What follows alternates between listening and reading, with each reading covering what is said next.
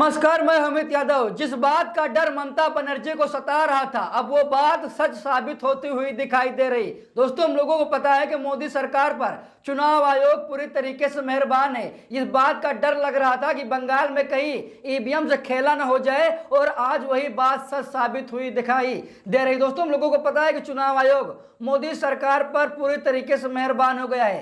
राज्य दर राज्य मोदी सरकार को चुनाव आयोग सौंप रहा है, और आज इसी का नतीजा है कि आज बंगाल ममता बनर्जी के हाथों से जाता हुआ दिखाई दे रहा है। यानी कि भाजपा की सरकार बनने जा रही है बंगाल में, और ये किसकी देन है? ये ज्ञानेश कुमार की देन। दोस्तों, आप लोग कमेंट करके बताइएगा। मैं आप लोगों से पूछना चाहता हूं, आप लोग कमेंट करके बताइएगा। जब रुझान शुरू हुआ था, सुबह का पहर था, और जब रुझान शुरू हुआ था तो ये लग रहा था कि टीएमसी की सरकार फिर से बनने जा रही है। लेकिन जैसे जैसे समय बीतता गया, वैसे वैसे एक हिसाब से देखा जाए तो बीजेपी के रुझान में संख्या बढ़ती चली गई। यानी कि बीजेपी बढ़ोतरी कर रही थी, और वहीं पर टीएमसी लगातार डाउनफॉल उसका हो रहा था। लेकिन जिस तरीके से ज्ञानेश कुमार ने मेहनत की है, आज आप लोग इसी वीडियो में देखेंगे। आप लोग कमेंट करके बताइएगा। मैं आप लोगों से पूछना चाहता हूं, आप लोग कमेंट करके बताइए, क्या चुनाव में धांधली की गई है, या फिर चुनाव को पूरी तरीके से हाईजैक कर लिया गया है? आप लोग मुझे बताइएगा। मैं आप लोगों से पूछना चाहता हूं, क्योंकि जिस तरीके से एसआईआर के जरिए लाखों वोट पहले काटेंगे, तब जाकर के चुनाव आयोग का मन नहीं भरा, और अब किस तरीके से ये आरोप लगे। कई बार ममता बनर्जी ने आरोप लगाए, टीएमसी कार्यकर्ताओं ने आरोप लगाए कि उन्हें मारा जा रहा है, पीटा जा रहा है, यानी कि उन्हें जहां पर वोटिंग हो रही वहां जाने नहीं दिया जा रहा। कई तरीके का आरोप लगाए, हम लोगों ने वीडियो भी देखी।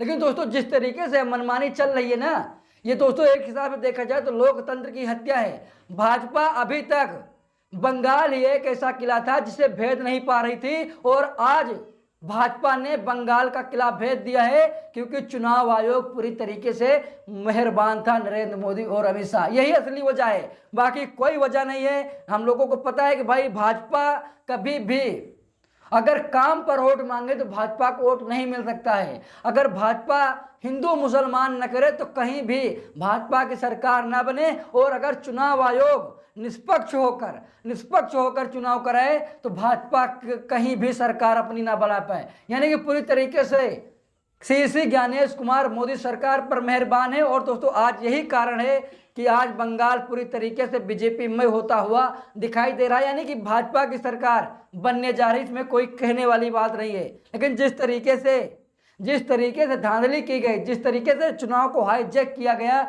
ये कहीं ना कहीं लोकतंत्र की हत्या है।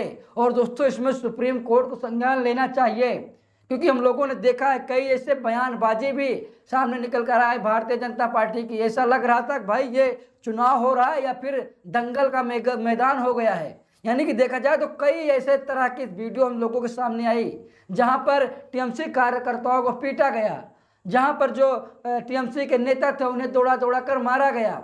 यानी कि जो मोदी की सेना थी, यानी कि केंद्रीय जो बल था, वो कहीं ना कहीं टीएमसी कार्यकर्ताओं पर पूरी तरीके से हावी था। दोस्तों, ये कहा जा रहा है ममता बनर्जी के कार्यकर्ता और टीएमसी कार्यकर्ता आरोप लगा रहे हैं कि बंगाल का चुनाव हाईजैक कर लिया गया है। श्री ज्ञानेश कुमार पूरी तरीके से खामोश थे, यानी कि मोदी सरकार को जिताने के लिए मेहनत कर रहे थे, और आज ज्ञानेश कुमार की मेहनत सफल हो गई है। यानी कि अब बंगाल भी ज्ञानेश कुमार ने मोदी सरकार के हाथों सौंप दिया है। आप लोग कमेंट करके बताइएगा, क्योंकि अगर बात करें बंगाल में, तो बंगाल में भाजपा की कोई लहर नहीं थी।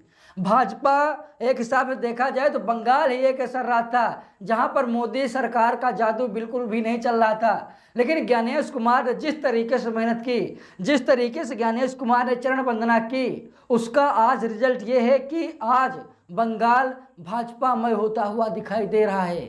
आज भाजपा पूरी तरीके से नरेंद्र मोदी, यानी कि आज जो बंगाल है पूरी तरीके से भाजपा के अधीन हो गया है। और इसमें अगर सबसे बड़ा श्रेय किसी को जाता है तो वो है चुनाव आयोग। चुनाव आयोग अब निष्पक्ष नहीं रहा है, और सुप्रीम कोर्ट को मैं माननीय न्यायालय से कहना चाहता हूँ, सुप्रीम कोर्ट को इस पर एक्शन लेना चाहिए।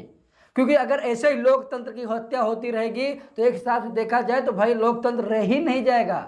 फिर एक हिसाब से पूरी तरीके से तानाशाही शुरू हो जाएगी, फिर चुनाव का कोई मायने नहीं रह जाएगा। फिर चुनाव कराने का कोई औचित्य नहीं रह जाएगा। जब एक तरफा धांधली करनी है, जब तानाशाही के दम पर ही चुनाव लड़ा जा रहा है, जब मशीनरी के दम पर चुनाव लड़ा जा रहा है, तो फिर चुनाव लड़ने का फायदा क्या होगा। जब तक चुनाव निष्पक्ष नहीं होगा ऐसे ही आरोप प्रत्यारोप लगते रहेंगे और इसको लेकर के कहीं ना कहीं सुप्रीम कोर्ट को एक्शन लेना चाहिए और ज्ञानेश कुमार को इस पर जवाब देना चाहिए, क्योंकि जिस तरीके से उन्होंने वफादारी दिखाई है बंगाल में, आज वही का नतीजा है कि आज ममता बनर्जी बंगाल में पूरी तरीके से हारती हुई नजर आ रही। बाकी आप लोग कमेंट करके बताइएगा, मैं आप लोगों से पूछना चाहता हूँ, आप लोग कमेंट करके बताइएगा कि क्या बंगाल में ज्ञानेश कुमार ने मेहनत की है, या फिर जो आरोप लगाए जा रहे हैं कि ज्ञानेश कुमार ने कई अधिकारियों का तबादला इसलिए किया कि भाजपा को जिताया जा सके। कई सारे आरोप बंगाल में लगे ज्ञानेश कुमार के ऊपर। आप लोग अपनी राय जरूर दीजिएगा। मिलते हैं दूसरे वीडियो में, तब तक के लिए बहुत बहुत धन्यवाद।